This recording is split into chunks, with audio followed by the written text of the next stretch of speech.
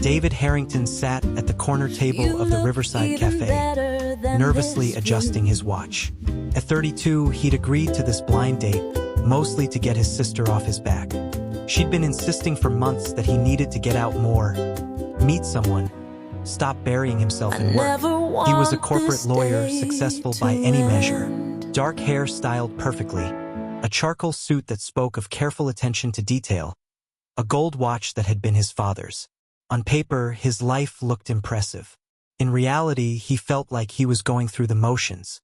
The cafe was warm and inviting with exposed brick walls and soft lighting that made everyone look better than they probably did in daylight. David had arrived 15 minutes early, a habit from years of never wanting to be the one who kept people waiting. He was scrolling through his phone when he heard her voice. David. He looked up and felt his breath catch. She was beautiful, mid-20s, with long blonde hair that caught the light, dressed simply in a cream-colored blouse that somehow looked elegant in its simplicity. But it was her eyes that held him.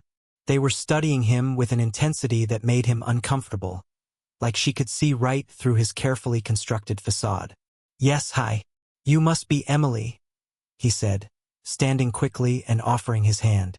She took it, her grip firm, her smile polite but guarded. "Thank you for agreeing to this. I know blind dates can be awkward." "No, it's fine, really. My sister speaks very highly of you." They sat down. A server came by to take their order. David suggested the house specialty coffee and Emily agreed. The first few minutes passed in the typical awkward small talk that accompanies any first meeting between strangers. Emily asked about his work. He gave his practiced explanation of corporate law, making it sound more interesting than it usually felt. She listened attentively, asking thoughtful questions that suggested she was genuinely engaged rather than just being polite. "And what about you?" David asked. "My sister mentioned you work in education." "I'm a high school teacher. English literature. Doesn't pay much, but I love it. Watching kids discover books that change how they see the world. That's pretty special." David smiled. "That sounds rewarding. What made you choose teaching?" Emily's expression shifted slightly, became more guarded. "I had a teacher once who saw me when I felt invisible, who believed in me when I didn't believe in myself. I wanted to be that person for someone else." There was weight behind her words, a story she wasn't telling. David found himself curious, wanting to know more. But before he could ask, Emily leaned forward slightly, her eyes searching his face. "Can I ask you something?" "Of course. You don't remember me, do you?" The question landed like a stone dropped in still water. David felt confusion ripple through him. He studied her face more carefully, looking for something familiar, some trigger of recognition, but there was nothing. He was certain he'd never met this woman before. "I'm sorry. I don't understand. Have we met?" Emily's smile was sad knowing. 15 years ago, we went to the same high school, Westfield Academy." David's mind raced back. Westfield Academy. He'd gone there for his junior and senior years after his family moved to the city, but that was a lifetime ago. He'd been a different person then. Popular, confident, captain of the debate team, dating the head cheerleader. Those 2 years had been some of the best of his life. "I was there," he said carefully. "But I'm sorry I don't remember you. Were we in classes together?" "A few, but we weren't exactly in the same social circles.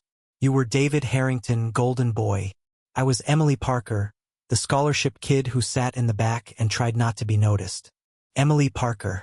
David searched his memory but came up empty. He felt a growing sense of discomfort, sensing this conversation was heading somewhere he wasn't prepared for. "I'm sorry, I don't remember," he said. "Honestly, there were a lot of people at that school. There were. And most of them made sure I knew I didn't belong.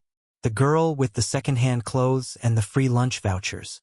The one whose dad was the janitor at the school." David's stomach tightened. He remembered now vaguely that there had been a janitor with a daughter who attended.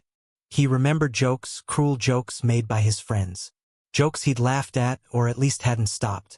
Emmy ***. Let me finish," she said gently, not unkindly. "I need to say this. When your sister set this up, when she told me your name, I almost said no. Because 15 years ago, you were part of a group that made my life hell. Not directly, maybe. You never threw things at me or wrote cruel things on my locker, but you stood by and watched. You laughed at the jokes, and once, just once, you did something that I've never forgotten. David wanted to leave to escape this confrontation with a past he'd barely thought about, but something kept him in his seat. Maybe it was the way Emily was looking at him, not with anger, but with something more complicated. Sadness perhaps, or maybe just the need to be heard. It was spring of your senior year, Emily continued. There was a big party at Lauren Brooks' house. Her parents were away. Everyone who was anyone was going. I wasn't invited, obviously, but I had to work that night anyway, cleaning offices downtown with my dad. We needed the money. David remembered that party. It had been legendary. The kind of night that felt important when you're 17 and everything feels like it matters more than it actually does. I was walking home from the bus stop around midnight, still in my cleaning uniform. I passed by Lauren's house. The party was still going, and there you were sitting on the front steps by yourself. You looked upset about something. Your girlfriend, probably. I remember hearing you'd broken up that week. A memory flickered. David did remember sitting on those steps, feeling dramatic and heartbroken the way only a 17-year-old can. I walked past trying to be invisible like always. But you looked up and saw me. I thought you'd say something cruel or call your friends to come laugh at the poor girl in the cleaning uniform. But you didn't. Emily's voice softened. You asked if I was okay, if it was safe for me to be walking alone that late. I said I was fine, that I lived nearby. And then you did something that confused me so much. You pulled a $20 bill from your wallet and tried to give it to me. You said take a cab home. It's not safe. David had no memory of this. None at all. But he could picture himself doing it. Drunk and emotional and trying to feel like a good person. I didn't take it, Emily said. I was too proud, too angry at you and everyone like you. I said I didn't need your charity. And you know what you said? David shook his head, afraid to hear it. You said it's not charity. It's just one human being looking out for another. Please, it would make me feel better. And you looked so genuine, so concerned that I took it. I took the cab home and I cried the whole way because I couldn't reconcile the boy who'd stood by while his friends mocked me with the boy who'd just shown me unexpected kindness. The cafe felt too warm. David's collar felt too tight. He didn't know what to say. Why are you telling me this? He asked quietly. Emily took a sip of her coffee, which had long since grown cold. Because when your sister told me about you, described you as the successful lawyer who seemed lost, who worked too hard and never let anyone in, I wondered if you remembered that night. If you remembered me. And when I saw you sitting here looking so perfectly put together and so completely alone, I knew you didn't. I'm sorry, David said, and meant it. I'm sorry I don't remember. I'm sorry I was part of something that hurt you. I was 17 and stupid and thought being popular mattered more than being kind. I know, Emily said simply. We all were. But here's the thing, David. That moment on those steps, that small act of kindness from someone I'd written off as just another privileged kid who didn't care, it stayed with me. It made me realize that people are more complicated than the boxes we put them in. That everyone is capable of kindness, even people who've been cruel. It's part of why I became a teacher. To see the complicated humans behind the facades. David felt something crack open inside him. Your sister didn't tell you who I was. Oh, she did? That's why I agreed to come. I wanted to see who you'd become. If that boy who told me it wasn't charity, just one human looking out for another, was still in there somewhere. And Emily smiled, and this time it reached her eyes. I think he is buried under expensive suits and 70-hour work weeks. But he's there looking tired and lonely and like he forgot somewhere along the way that success and happiness aren't the same thing. David laughed, a real laugh that surprised him. You're not pulling any punches, are you? Life's too short. I spent too many years being invisible. Now I say what I mean. They talked for 3 more hours. Really talked. David found himself telling Emily things he hadn't told anyone. About the pressure he felt to live up to his father's legacy. About how he'd built this perfect life that felt empty. About how he couldn't remember the last time he'd done something just because it made him happy.